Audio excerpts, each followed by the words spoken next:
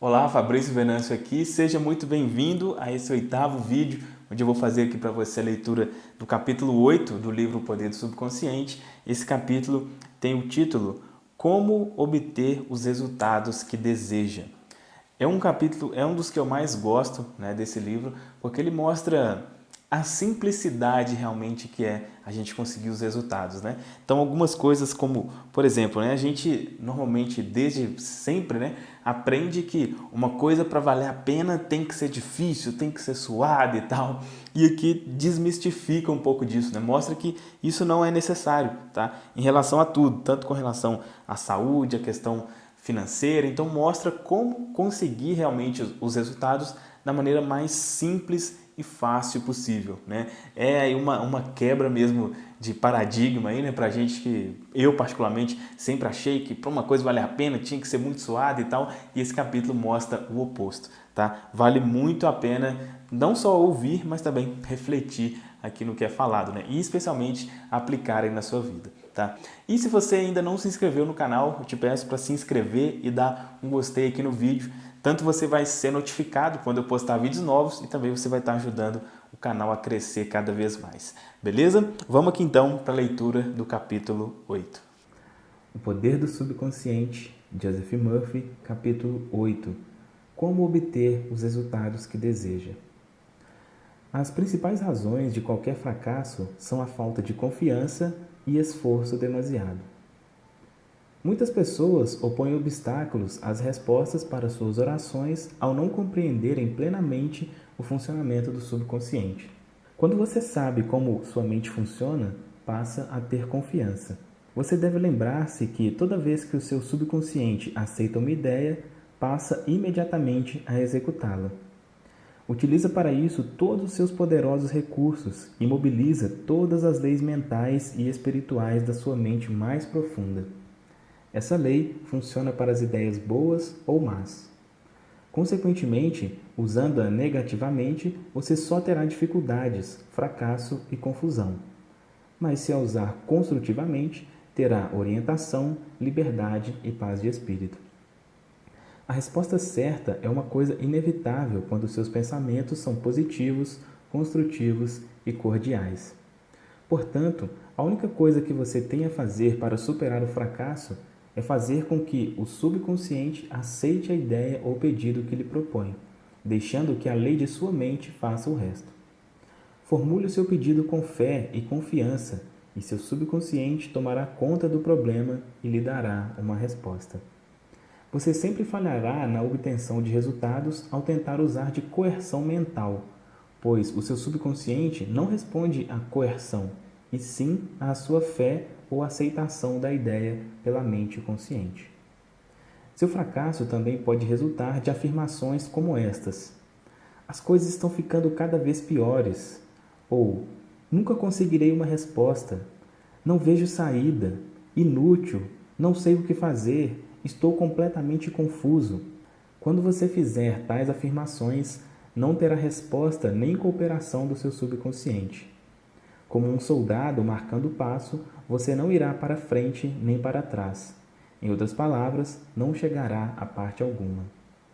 Se você entra num táxi e dá ao motorista 12 endereços diferentes para onde se dirigir em 5 minutos, ele ficará desesperadamente confuso e provavelmente se recusará a levá-lo a qualquer lugar.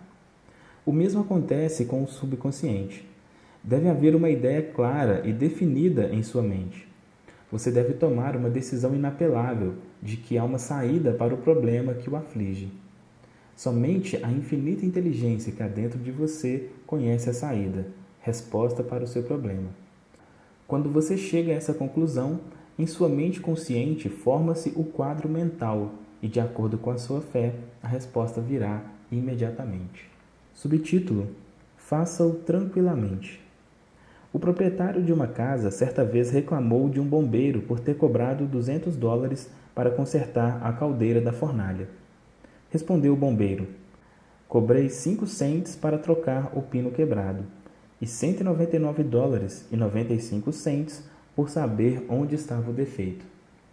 Da mesma maneira, sua mente subconsciente é o mestre bombeiro. bastante sábio, que conhece todos os modos e meios de curar qualquer órgão de seu corpo, bem como acertar os seus negócios. Determina-lhe saúde e obedecerá, mas é preciso descontrair-se. Faça-o tranquilamente. Não se preocupe com detalhes e meios. Saiba apenas que o resultado será alcançado. Sinta a solução feliz para o seu problema, quer seja de saúde, finanças ou emprego. Lembre-se de como se sentiu após se recuperar de um grave estado de doença. Tenha sempre em mente que seu sentimento é a pedra fundamental de qualquer manifestação subconsciente. A sua nova ideia deve ser sentida subjetivamente como já alcançada, não em futuro remoto, e sim como prestes a realizar-se. Subtítulo: Não suponha obstáculos e use imaginação em vez de força de vontade. Ao usar o seu subconsciente, não suponha obstáculos nem procure utilizar-se de força de vontade. Imagine o fim a ser alcançado e o resultado de libertação. Verá seu intelecto tentando intrometer-se, mas persista na manutenção de uma fé simples, que crê em milagres, quase infantil. Imagine-se sem a doença ou o problema que o aflige. Imagine o acompanhamento emocional do estado de libertação que você deseja. Elimine do processo todas as formalidades. O melhor caminho é o mais simples. Subtítulo: Como a imaginação disciplinada opera maravilhas. Um meio maravilhoso de obter uma resposta do seu subconsciente é através da imagem disciplinada ou científica. Como foi anteriormente ressaltado, o subconsciente construiu seu corpo e controla todas as suas funções vitais. Diz a Bíblia: o que quer que peças em oração, tendo fé, receberás. Ter fé é aceitar algumas coisas como verdade absoluta ou viver em estado de aceitação. Enquanto você mantiver a fé, experimentará a alegria de ver sempre suas orações atendidas. Subtítulo: As 3 etapas para o sucesso na oração. O procedimento usual é o seguinte: primeiro, medite sobre o problema. Segundo, volte-se para a solução ou saída conhecida apenas pelo subconsciente. E terceiro, fique em estado de profunda convicção na realização do objetivo almejado. Não enfraqueça sua oração com frases como desejaria estar curado ou espero que aconteça. O seu sentimento sobre a obra a ser realizada é que manda. A harmonia lhe pertence. Saiba que a saúde está ao seu alcance. Torne-se inteligente, tornando-se um veículo para o poder infinito de cura do subconsciente. Transmita a ideia de saúde para o seu subconsciente até chegar a um estado de plena convicção e então repouse. Tire-se do seu próprio controle. Diga às condições e circunstâncias do momento que tudo isso também passará. Descontraindo-se, impressione o subconsciente, permitindo a energia cinética que há por trás da ideia que assuma o controle e a transforme em realização concreta. Subtítulo: A lei do esforço invertido e por que você obtém o oposto daquilo por que rezou. Coué, o famoso psicólogo francês que visitou os Estados Unidos há cerca de 40 anos, definiu a lei do esforço invertido com a seguinte frase: quando seus desejos e sua imaginação estão em conflito, sua imaginação invariavelmente ganha a batalha. Por exemplo, se lhe pedirem que caminhe sobre uma prancha colocada no chão, você o fará sem dificuldade. Suponha agora que a mesma prancha esteja colocada a uma altura de 6 metros entre 2 paredes. Você andaria por ela? Seu desejo de andar seria contrabalançado por sua imaginação ou medo de cair. Sua ideia dominante, a de cair, acabaria por vencer. Seu desejo, vontade ou esforço para caminhar sobre a prancha seria invertido e a ideia dominante da queda seria reforçada. O esforço mental invariavelmente se derrota a si próprio, resultando sempre no oposto do que é desejado. As sugestões de impotência para superar o condicionamento acabam dominando a mente, e o subconsciente é sempre controlado pela mente dominante. O seu subconsciente aceitará sempre a mais forte entre 2 proposições contraditórias. Portanto, o caminho sem esforço é o melhor. Se você diz frases como "desejo ficar curado, mas não consigo", "tento tão desesperadamente", "obrigo-me a rezar" e "uso toda a minha força de vontade", deve compreender agora que seu erro está no esforço que faz. Nunca tente compelir o seu subconsciente a aceitar a ideia com o uso de força de vontade. Tais tentativas estão fadadas ao fracasso e você obtém apenas o oposto daquilo por que rezou. Há uma experiência muito comum que ilustra isso. Estudantes, quando estudam para exames finais, muitas vezes descobrem que todo o seu conhecimento subitamente se desvaneceu. As suas mentes se transformam num vazio aterrador e ficam incapazes de coordenar as ideias. Quanto mais rangem os dentes e recorrem à força de vontade, mais as respostas parecem afastar-se. Mas quando deixam a sala de exames e a pressão mental é aliviada, as respostas que procuravam voltam a jorro às suas mentes. Tentar lembrar-se pela força de vontade foi a causa do fracasso. Este é um exemplo da lei do esforço invertido, pelo qual você obtém o oposto daquilo por que rezou. Subtítulo: O conflito entre o desejo e a imaginação deve ser conciliado. Usar a força mental é pressupor que há oposição. Quando sua mente está concentrada nos meios para superar um problema, não mais se preocupa com os obstáculos. Em Mateus 18:19, pode-se ler: Se 2 dentre vós sobre a terra concordaram a respeito de qualquer coisa que porventura pedirem, ser-lhe-ás concedida por meu Pai que está no céu. Quem são estes 2? Significam a união ou acordo harmonioso entre o consciente e o subconsciente sobre qualquer ideia, desejo ou imagem mental.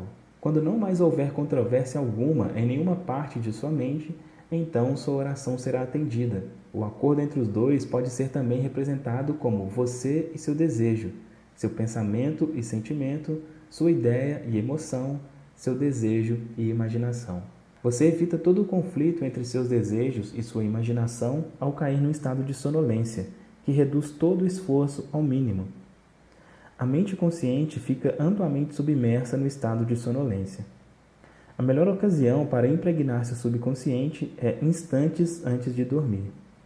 A razão para isso é que o grau mais alto de afloramento do subconsciente ocorre instantes antes de adormecermos e imediatamente após despertarmos. Nesse estado, os pensamentos e imagens negativos, que tendem a neutralizar seu desejo e impedir a aceitação da ideia por parte de sua mente subconsciente, não mais estão presentes.